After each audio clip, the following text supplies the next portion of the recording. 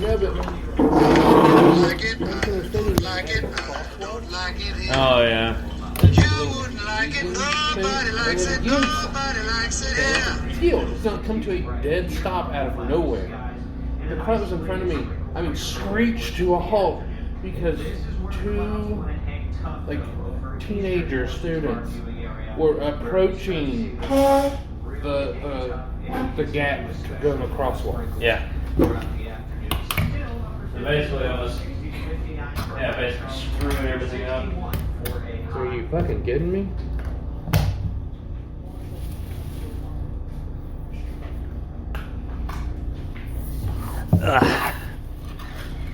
Yeah, so I'm probably going to be doing a kaiju review at my place today. So,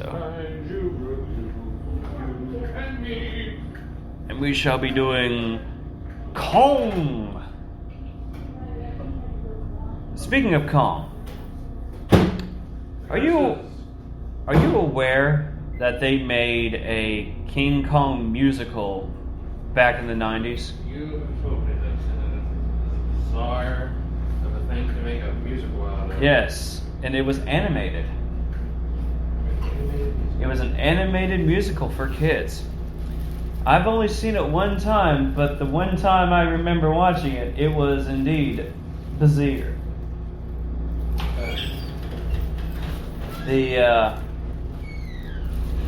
Even the music was not that good. It's like they made a live action musical play of the Ninja Turtles in the 90s. Yeah, It's like, also even not even to play, they did a road show. yeah, that's what I'm talking about. You know who has a copy of that road show? Zach. Zach, what is that? Little Zach. Zach Patterson? Yes. Why? Apparently he used to watch it all the time because that was the video they rented all the time from the video store. And eventually he just kept it. and you flip the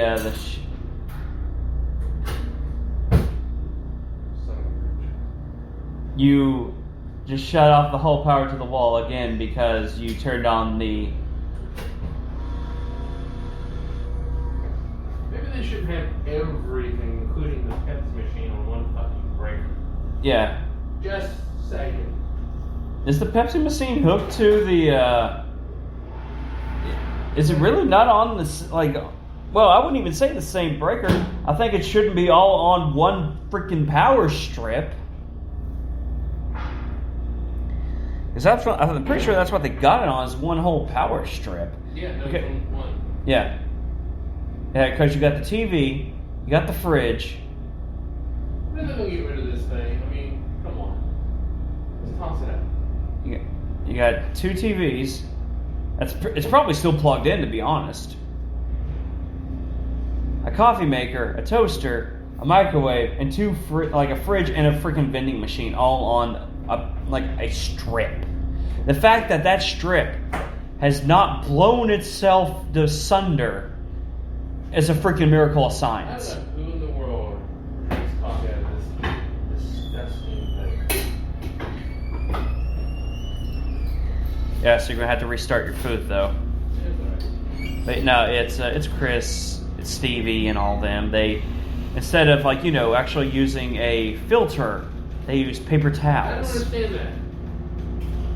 Just damage out a fucking thing of filters and stick it back here. There's 200 of them in there. Ooh, you might have to do that 2 or 3 times a year. How the fuck one of this? It's disgusting. Nobody has ever cleaned this. You know when's the last time I cleaned that out? A year. They take it into the back, wash it out, and then they reuse it. But anyway, so where was I? Kong! But yeah, so the funny thing is, there is an equivalent of at least 3 Kong musicals that are out there in the world. One wasn't enough. We needed 2 more. So, you have the live-action Broadway play The Broadway musical of King Kong. Does he you have like a. I never got to see it, but I wanted to see it. Kong to sing. Or I'm just.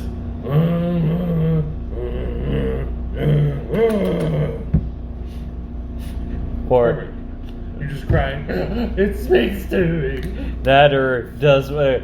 You've seen the Addams Family, right? The new Addams Family cartoon. I've seen the first one. I haven't seen the second one. Basically, it's Lurch. Just like you think he's about to go. Then he has this beautiful singing voice.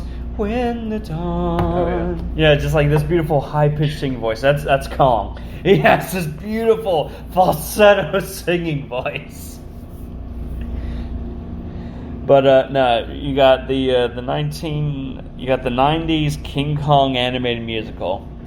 You got the one from the 2008, I think it made then. It was Kong the Animated Series. And they did a musical adventure that it was also 3D, if I'm not mistaken.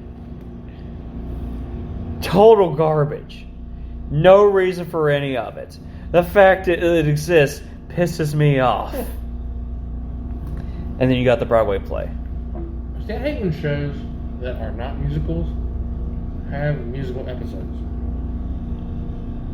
Yeah, I agree. Well,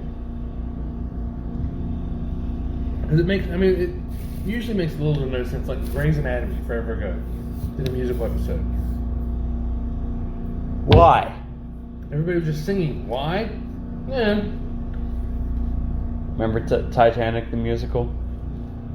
Have you not seen the animated Titanic? Oh, yeah. Yeah. I was gonna say, if you haven't seen that travesty, Heath, there's a rapping dog, I know. and they did a sequel to it. I will say, only one show that is not a musical that had a musical episode did it, and they did it really good. It's Buffy the Vampire Slayer. You've watched it? I've only seen bits and pieces of Buffy. Okay, so you had the movie, and then you had the show. Yeah. The movie did so well that they decided to turn. Well, the movie did bad, and then they decided to turn to a TV show, and it skyrocketed. Yeah, it was this huge success and everything. And I like Buffy and Angel and the spinoff, everything. But towards the end of the series, they have a musical episode, and everybody's dancing and singing, and they don't know why. And they're trying to figure out why. Somebody accidentally summoned a demon.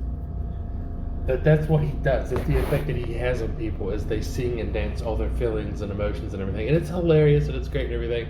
But one of the best parts is the beginning of it when they're singing. They're all in like the magic shop, and the Buffy's watcher. He's got books everywhere. He's trying to figure out, why is everybody singing? And he goes, maybe it's a demon, a dancing demon. No, something isn't right there. That's exactly what it was. It's a dancing demon. But this is the only episode of any non-musical show that had a musical episode that I actually really enjoyed, because they made it make sense. There's a point now that at least every TV show seems to be required one musical episode. Have you noticed that? Star Trek Strange New Worlds had a musical episode. And while I did enjoy it, it didn't make a lot of sense. It really didn't. Even with like Star Trek gobbledygook. I just didn't. It was fun. It didn't make sense. I give it a pass. Dancing Klingons. Sing K-pop? Yeah. It gets a pass.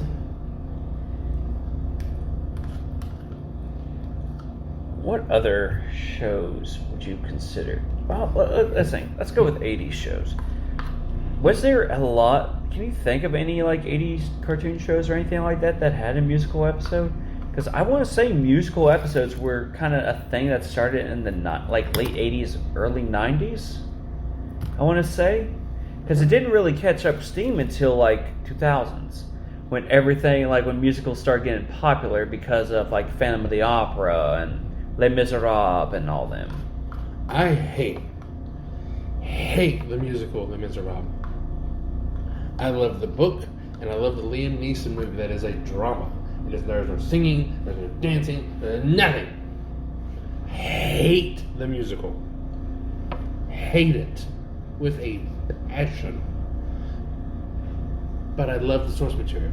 I do love Les Miserables. It is a fantastic book.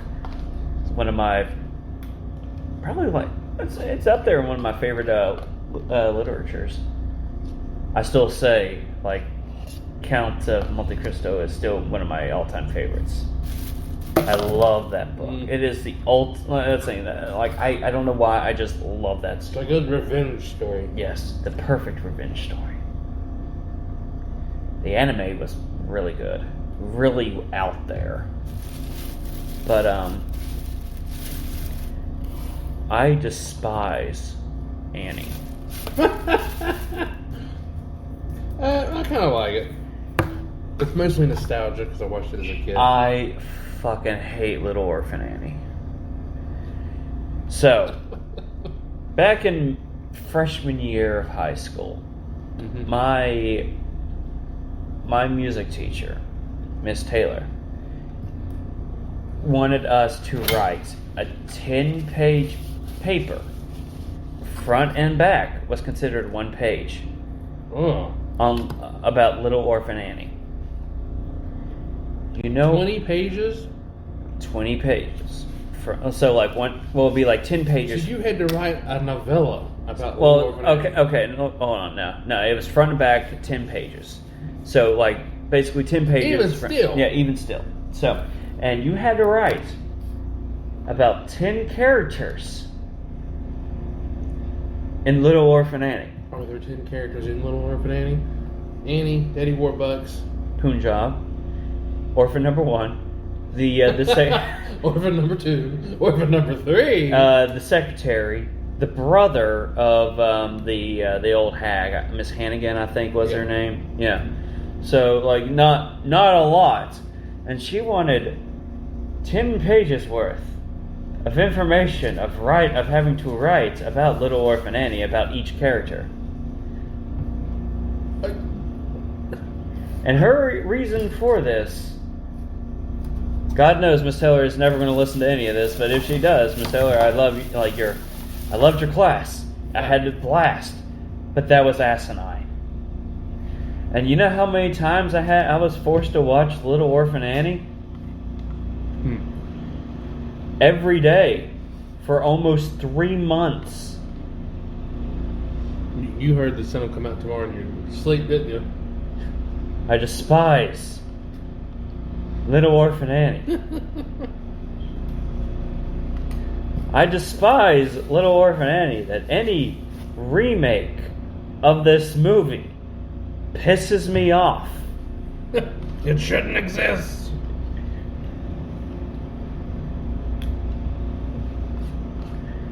Yeah, and you know what her reasoning was? You're going to have to do this in college.